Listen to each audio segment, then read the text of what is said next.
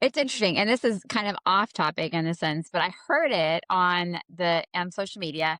She was talking about mindset, and she was talking about, "I want you to quantum leap with me to a mindset." She was saying, Mhm. what imagine in a year, you're having a conversation with your bestie, and you've everything's happened that you wanted to happen. And she was talking about, like, now take that mindset and put it in today, right? And I feel like, Mhm. with quantum computing, you've got to just jump into it, skip the mindset of, I don't know what I'm doing, this isn't going to work, and just say it will work, and then figuring out how it's going to work for your business. So, how could a business owner immediately jump from, I don't know how to do this, this is too much, it's too heady, to how I can apply it today?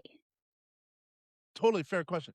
I would say there's kind of a hybrid. Utilize to the extent possible classical computers, that being artificial intelligence, AI. Use your AI model to teach you how you should integrate quantum computing into your business if it's appropriate to do so. AI can help a lot of business owners. Still, people are, I would say, a little slow to really adopt artificial intelligence. It's not too late, by the way. But what I would say is, it's something people should be adopting in their business because artificial intelligence. If you're not using artificial intelligence as a business owner, you're going to be left leapfrogged, if you will, leapfrog or whatever you want to call it, by someone who is using artificial intelligence. So that's number one. Then number two, have your communication with. I know it sounds weird to say have your communication can chat with your AI model, figure out what quantum can do, if anything, to help your business. Because I believe in a hybrid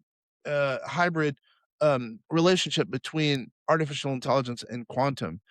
Artificial intelligence is getting us quicker, quicker, quicker towards the path of quantum supremacy or being able to understand and utilize quantum computing.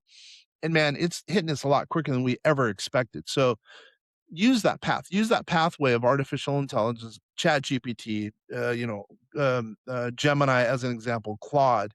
Use artificial intelligence to get you down that path of quantum. You'll be happy you did. That I'm willing to promise you. Yeah, yeah. It just takes, 5 minutes a day or 20 minutes a day just Mhm. playing with it just to get used to what it's doing. I mean, and I'm curious because you're talking about quantum computing and you're talking about technical and calculations, but because I'm using it on a creative scale, like, I mean, not quantum computing, but Mhm. AI, I'm using AI in a creative Yeah. scale. How is quantum computing going to also intersect the more creative industry, or is it? And is that even a thought right now? Is it purely technical? We only stay in calculations right now. Yeah, good question. I don't know the answer to that. That's a really good question.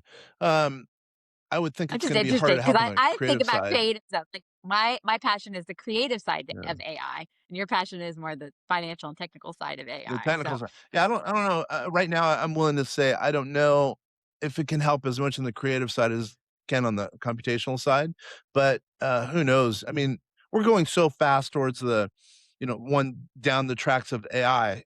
It's getting us to a quicker quantum. Who knows what we'll be able to do with quantum as it relates to on the creative side, but right now, I mean, that's a tough haul, I would say.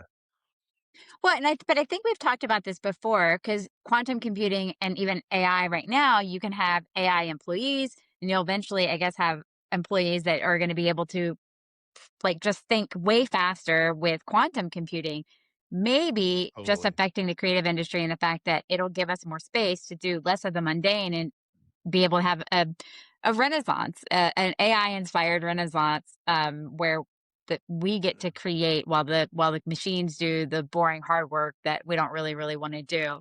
So, and so all Mhm. of the stuff you're talking about, is that in your AI journal? And what do you mean by AI journal? I mean, we talked about news aggregation and stuff like that.